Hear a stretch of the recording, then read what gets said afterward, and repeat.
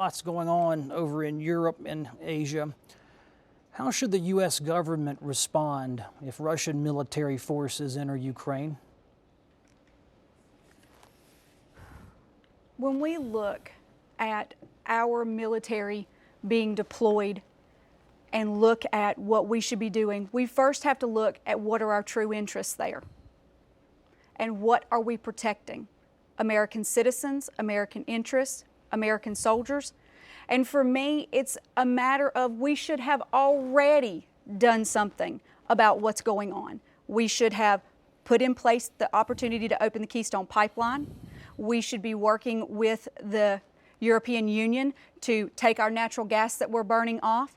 We should be opening up ANWR to potential drilling applications, but then we should have taken our military ships and just placed them ever so politely just in the international water there to make a statement, because that's the best thing we could have done to tell Russia and to tell Putin that we did not need his approval for what we do. We're going to make our economy strong, and in the process, you actually weaken him. Mr. Harris, what do you do about Russia if it enters Ukraine? Well, Kelly, I think what we're witnessing today is what I feared we've been seeing over these weeks and months of this campaign, as we've talked about that Barack Obama has almost single-handedly destroyed America's reputation and standing on the world stage. And I say almost single-handedly because he couldn't have done it without the help of Kay Hagan and the Democrats in the United States Senate. I am convinced that when you look at what is happening in the Ukraine, as Russia has now moved into Crimea, has now stacked up troops on its borders, we have some very clear opportunities for response. Number one, I think we need to be making the folks in the Ukraine understand that we are going to be there with them. We're the ones back during the Clinton era that told them to get rid of their weapons. They didn't need them. We would take care of them. America's word must mean something in the world stage. So that's the first step, in making sure that they have options of being able to use the military intelligence. Second, I would be going to Poland and reinitiating those strategic defense initiatives as well. Mr. Tillis. Well, we need to revisit how we got here. We got here because people like Kay Hagan rubber-stamped a failed foreign policy on the part of President Obama.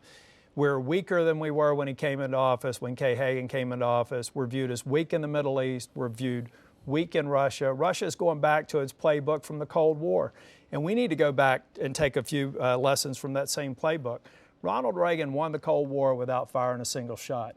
He understood that the best approach and the safest approach to getting Russia to stop its expansionist tendencies is to put them on notice that we're the richest nation in the world. We have oil and energy reserves unlike any other. We should step up exploration. We should open the Keystone Pipeline. We should put more oil through the Alaska Pipeline and prove to Russia that we can do again what we've done once before. Russia's behavior is unacceptable. We have the means to deal with it versus weakening our economy and weakening our military, which is what Kay Hagan has supported through Obama's policies. Mr. Brannon. Yeah, it's years of this president and Ms. Hagan going down this path. They're trying to put us in a position where we're going to act out of weakness. America's military is crucial. It's power under control for American liberty interest. Energy is the key to this whole thing. If we were at our last gas refinery is 1973. The Pudong Sound, the west part, was the largest oil reserve ever found. Let's drill it on ANWR. Let's have in Article 4, section of the Constitution, the federal government makes money by selling its territories and lands. Sell back the part of the western states again, then the states can sell them to entrepreneurs to look for gas, look for oil, to build this energy reserve again.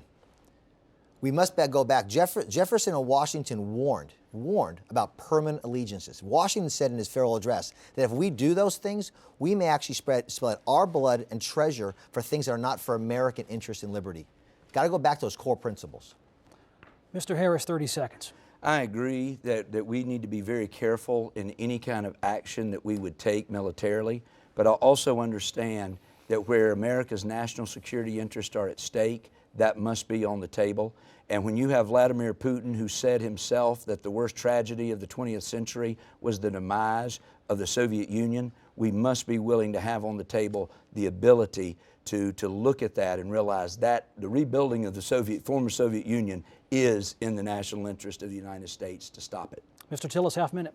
Look, we've got to keep in mind that Kay Hagan supporting Barack Obama and reducing our ability to fight on more than one front is dangerous. We need to keep in mind that we can win the battle with Russia without firing a single shot through strong economic policy, energy policy first among them.